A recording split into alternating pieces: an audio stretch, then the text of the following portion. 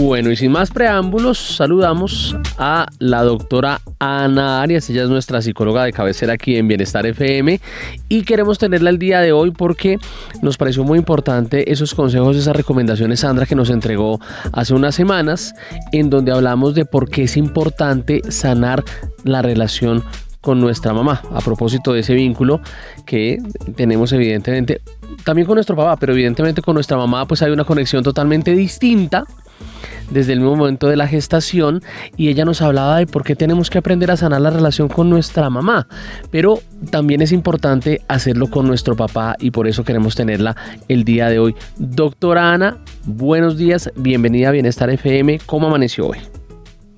Hola Juan, hola Sandra, qué alegría escucharlos. ¿Cuándo me vas a dejar de decir doctora? Que me siento como una señora por allá toda alejada. No. No, doctora, no lo voy a volver a... No, bueno, Juan Pablo en su afán de pronto de respetarla. Obvio, pues es la doctora Ay, no, Arias. me gusta que me digan Ana o Anita porque me siento por allá como toda alejada. Tienes razón. Me da mucha alegría estar aquí, qué bueno tener también a la audiencia tan pendiente de cómo vivir mejor y cómo dejar de quejarnos y pasar a la acción para transformar nuestras vidas, que les aseguro que es posible. Yo sé que andamos una época como de mucha desesperanza y demás, pero les aseguro que es posible vivir mejor, más tranquilo, emocionalmente, como con la maleta más ligera de equipaje. Y este tema de hoy, a propósito de que en Colombia en junio celebramos el Día del Padre, sí que nos ayuda a alivianar los pesos emocionales que cargamos. Además, Ana, porque sí, como que estamos en todo este proceso electoral que nos pone con muchas situaciones, ¿no? Carga emocional adicional a lo que pero tenemos mire que hacer. sería chévere, Ana, tener también un programa especial con usted, si me podemos permite, abusar de usted. de verdad, hablar un poco de la tusa política y de cómo no tomarnos esto personal. Ya habíamos hecho un programa anteriormente aquí en Bienestar, la FM, de cómo no trascender la política en la casa, de que nuestras peleas de pronto no derivaran de una situación política, porque al fin y al cabo, pues, la vida sigue. El día a día sigue, está muy bien que todos nos tomemos en serio nuestro voto, el tema político, porque pues además hace parte de lo que somos como colombianos, pero no debemos tampoco cruzar ese límite, ¿no? De odiarnos y porque entonces nos estaríamos retrocediendo un montón en la historia de Colombia. Por supuesto, después del 21 de junio vamos a seguir habitando el mismo país. Exacto. La pregunta es cómo hacemos para coexistir, aunque pensemos distinto.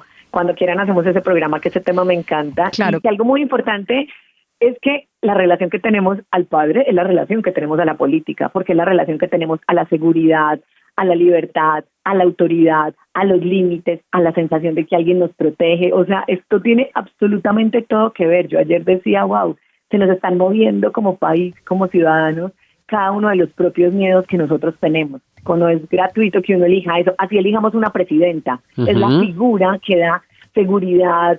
¿Qué es eso? Porque en psicología la figura paterna siempre representa el límite, la estructura, la validación, la relación al mundo, el sentirme protegido, y eso tiene que ver con un presidente o presidenta, con mi jefe, con cualquier figura de autoridad. Por eso es tan importante este tema, y hay gente que me dice, no, pero es que yo no tuve papá, y yo, todos tenemos papá biológico, porque si no, no es imposible la vida. Y segundo, alguien hizo de figura paterna. Pudo haber sido tu abuelo, pudo haber sido tu tío, pudo haber sido el portero del edificio, pudo haber sido tu entrenador de fútbol, pudo haber sido un líder religioso, pero siempre hay una figura masculina que representa esta relación que tenemos. Y puede que yo después tenga una jefa mujer, pero me siga costando mucho el tema de la autoridad, y cuando mi jefa mujer me diga una crítica, yo la sigo tomando como si fuera mi jefe, mi padre cuando tenía 6 años, y nada de lo que yo hacía era suficiente. Entonces, sanar la huella con esta figura, que es la figura paterna, que es la que representa esto que decíamos, la protección, la seguridad, la capacidad de concretar proyectos, de sentirnos cuidados, provistos y demás, es súper importante, porque lo seguimos viendo el resto de la vida con cualquier figura de autoridad, con cualquier situación que implique límite y demás. Además, Ana, porque últimamente el papel paterno ha tomado mucha fuerza y digamos que los mismos padres se han hecho ya cargo de sus responsabilidades, a diferencia de otros tiempos, ¿no? Que el decir es que los hijos son de la mamá, ¿no? Ya últimamente ve uno hombres más activos en la crianza de sus hijos y están ahí como más comprometidos con la situación, y seguramente eso va a derivar que en un futuro pues los niños de hoy en día tengan mayor seguridad y más empoderamiento precisamente por ese rol paterno y rol de hombre en la vida de un ser humano. Sin lugar a dudas, eso es súper importante. Nosotros como cultura tenemos dichos muy poco sanos. Sí, como madre no hay sino una y padre es cualquiera. Y yo decía, no, eso es peligrosísimo. Sí, eso es no darle un lugar en el psiquismo, pero además también es de responsabilizar a estas figuras masculinas. O cuando decimos, no, a mí alguien me decía, como tu esposo te colabora mucho con el niño. Yo decía, no, él no me colabora. Él hace lo que hacen los buenos papás. Cría y es un padre presente. Entonces, tener cada vez más estas ideas de la cultura cuestionadas para decir, bueno, desde el lenguaje mismo, cómo lo cambiamos y cómo le vamos dando también un lugar importante a estas figuras masculinas, que es tan importante sentirlos presentes. Claro, seguramente nosotros fuimos la generación en la que los papás todo el día estaban afuera y tenemos la imagen del papá como proveedor. Y puede que muchas de nuestras mamás no hubieran salido de casa y hacían el trabajo que ya implica la crianza y demás, pero puede que a él lo hubiéramos visto muy lejano.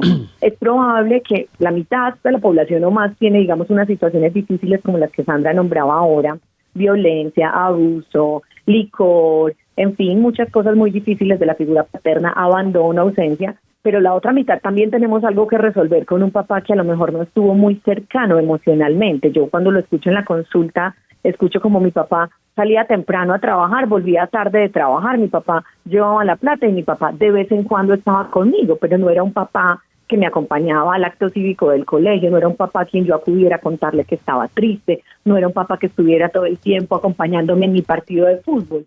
Entonces, escuchar también eso que me faltó de mi papá es muy importante, porque cuando uno no sana eso, pues de adulto tiene otras dificultades, independiente de si es hombre, mujer o persona no binaria, pues tiende a repetir eso con otras figuras importantes, la pareja, con otras figuras en las que uno tiene miedo al rechazo, siente abandono, o es una persona muy hiperexigente, muy desconectada emocionalmente. Entonces, todos los seres humanos tenemos algo que resolver con los papás. En esta situación y en esta generación confío en que cada vez menos, porque es real que tenemos paternidades más conscientes. Y es muy importante que como sociedad vayamos haciendo ese tipo de transformaciones, sobre todo ahora que vamos a conmemorar Día del Padre y demás, es como cuáles son nuestros relatos y nuestras prácticas de crianza. Doctora, ¿por qué es tan importante sanar esa relación con los papás? Juan, porque, señor Juan, doctor Juan. Juan. Porque, doctor Juan, porque cuando uno, ese es el mapa mental. Yo siempre le digo a mis pacientes como, mira, esta es la horma que quedó en tu cerebro, en tu inconsciente. Esto es como la horma de las fichas del rompecabezas y tú vas a seguir metiendo el resto de las fichas de la vida ahí. O sea, son las bases del edificio. Entonces, como que si yo tuve un papá muy distante y muy hiperexigente, del cual yo sentía que nunca me validaba, que no me daba la talla, que yo no podía acercarme cuando estaba vulnerable, es muy probable que lo que yo haga es repetir eso en otras figuras masculinas en mi vida o en otras figuras que representen eso. Entonces, la relación con los papás o quien haya hecho sus veces, pudo haber sido un señor que me cuidó en un orfanato, pudo haber sido mi abuelito materno, cualquier figura masculina, lo que nos permite es como dejarle claro a la mente qué es lo que va a seguir buscando. Entonces, puede que yo siga buscando aprobación, puede que yo siga buscando dar la talla. Si yo no sano esa relación, es como que el libreto y el guión me quedó mal escrito. Y aunque cambie de escenario, de escenografía y personajes, sigo sintiendo ese mismo vacío e inconscientemente tiendo a repetirlo. La mente busca lo conocido. Y por eso es que uno dice, otra vez, pero yo ya he sufrido por esto. Yo lo escucho un montón en la consulta y con los estudiantes de mis cursos. Es como, a mí siempre me traicionan, claro, un papá que también traicionó porque mintió, no cumplió la promesa, no vino, o a mí siempre me abandonan hasta en el equipo de fútbol, empezaron a jugar sin mí, claro, un papá que abandonó. Entonces, esos son los cimientos de nuestra vida adulta. La relación con papá y mamá son, eso que decía, la horma del rompecabezas donde vamos a ir poniendo el resto de las fichas, son las bases del libreto de la película, e inconscientemente vamos a seguir repitiendo esa herida emocional, y uno lo ve en la forma en la que las personas se quieren a sí mismas. Muchas veces nos hablamos como nos hablaba nuestro papá. Juan Pablo, no llore, que los hombres no lloran, no le pasó nada, usted es un macho. Y uno dice, ay, así me exijo yo cuando me estoy sintiendo mal. Entonces, esa manera en la que se instaura nuestro diálogo interno tiene todo que ver con cómo nos hablaron ellos, nuestro papá y nuestra mamá o quienes hicieron sus veces, y la mente intenta repetirlo inconscientemente para ver si logra completar aquello que le faltó. y eso es lo más complejo. Ana, ¿cómo podemos las mamás y las mujeres, hermanas, desde nuestros distintos papeles y nuestros distintos roles, facilitar y generar esa imagen positiva, ¿no? Porque también hemos escuchado, sobre todo en nuestra cultura colombiana, como muchas veces las mujeres, a raíz de toda esta situación de machismo, etcétera, pues hemos ido al extremo del feminismo de casi que anular a los hombres. Entonces, ¿cómo mejorar ese diálogo, no solo interno de nosotras las mujeres, sino también con los niños, niñas, adolescentes, etcétera, con los que tenemos la oportunidad, pues, de interactuar? Claro, es muy importante lo que estás diciendo y yo, por ejemplo, se lo recomiendo mucho a los papás que están separados, a los papás que tienen mucha tensión en la crianza, es como no le digas al niño o a la niña lo que tú crees de su padre, deja que lo va a ir descubriendo y tú le puedes decir, amor, entiendo que estás muy frustrado porque el papá no vino, te voy a pasar el teléfono para que tú le preguntes qué le ocurrió, punto. Yo no le completo el relato, es que como su papá es un irresponsable, como su papá no lo quiere, como su papá se fue con otra, no, yo no le cuento mi cuento, yo dejo que mi hijo o mi hija construyan su propio cuento y puedo validar su emoción. Sí, hijo, yo sé que estás muy frustrado porque el papá no fue a verte al partido de fútbol. Déjale un mensaje y le explicas lo que tú sientes y le preguntas lo que tú necesites. Entonces es muy importante poder darles la voz a que los chicos y las chicas lo construyan. Es muy importante, por ejemplo, en casa distribuir los roles equitativamente. Cuando yo me encargo de, como decimos en Medellín, despachar a Matías en la mañana, como que antes de que yo empiece mi actividad y atiendo mi consulta virtual y demás, yo me puedo encargar del desayuno, el peinado, la maleta y demás. En la noche es Santiago, mi esposo, su padre, el que se encarga de decir, perfecto, yo me encargo de dientes, pipí, pijama, cuento, cama extendida, morral para el otro día. Entonces, por ejemplo, distribuir los roles es súper importante. Es súper importante permitir que las figuras masculinas de la vida hablen de lo que sienten. Yo me acuerdo que le pregunté una cosa a mi papá sobre su papá, o sea, el bisabuelo de nuestro hijo Matías, y él se puso muy conmovido y yo decía, qué bueno que Matías pueda ver a su abuelo conmovido con la voz quebrada y los ojos llorosos, para que vea la vulnerabilidad también ahí. Claro. Entonces, le damos un lugar a lo masculino cuando se permite eso, y no hay lío con ser feminista. Yo soy una feminista que ama estar casada, tener un esposo, tener un hijo varón, trabajar con hombres. Lo que queremos son mejores condiciones independiente del género y disminuir esa brecha. Entonces, cuando yo puedo permitir también otros espacios y otras narrativas, la otra manera en la que vamos contándole eso a los niños y a las niñas es súper importante. Doctora, sanar no significa justificar, ¿verdad? Pero ¿cómo puedo yo dejar de cargar con ese resentimiento y empezar a validar esas emociones que tengo yo hacia mi papá? Claro, me encanta que digas eso, Juan, porque yo tengo pacientes en mi consulta o que asisten a mis talleres o a mis cursos y aún así después toman la decisión de a mí lo que más me conviene es no tener una relación cercana a mi padre. Y le digo, perfecto. Por muchas razones, porque cuando estás con tu padre todo sale peor, porque tu padre tiene un problema de alcoholismo, porque tu padre se porta violento, por lo que quiera que sea, tú puedes no tener un vínculo cercano con él, pero puedes dejar de cargar esa maleta pesada. Entonces empezamos primero por reconocer la herida. No estuvo bien lo que pasó con mi papá, o lo que a mí me quedó faltando y no recibí fue esto.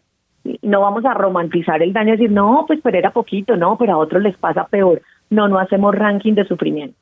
En un taller que yo hago que se llama Sanar la relación con el padre, lo primero que hacemos es decir, ¿cuál fue la herida con tu padre? Y no estamos juzgando a ese ser humano, le estamos dando voz a ese niño y a esa niña que tú fuiste para decir, yo no sé dónde estaba mi papá. Cuando yo me levantaba se había ido, cuando yo me acostaba no había llegado. Ahí ya hay una herida. Y puede que tu papá ni siquiera fue porque te abandonó deliberadamente, ¿no? Puede ser que trabajó por fuera mucho tiempo y tú ni siquiera lo veías, pero lo primero es reconocer la herida y decir, me dolió, me quedó faltando esto, lo que yo necesitaba era, lo que yo no recibí fue, el efecto que esto ha tenido en mi vida es el siguiente, y ayuda mucho eso.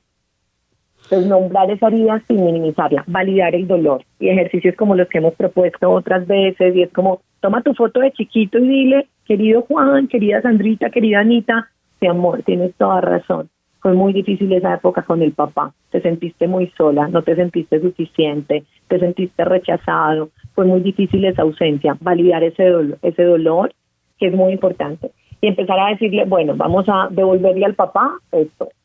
También ayuda mucho a entender qué le pasó al papá con el abuelo, qué le pasó con su bisabuelo, como entender que es que ese papá también tiene un niño herido y también llegó con muchos vacíos, no para justificar lo que hizo o dejó de hacer, sino para comprender y dar contexto a eso que ocurrió.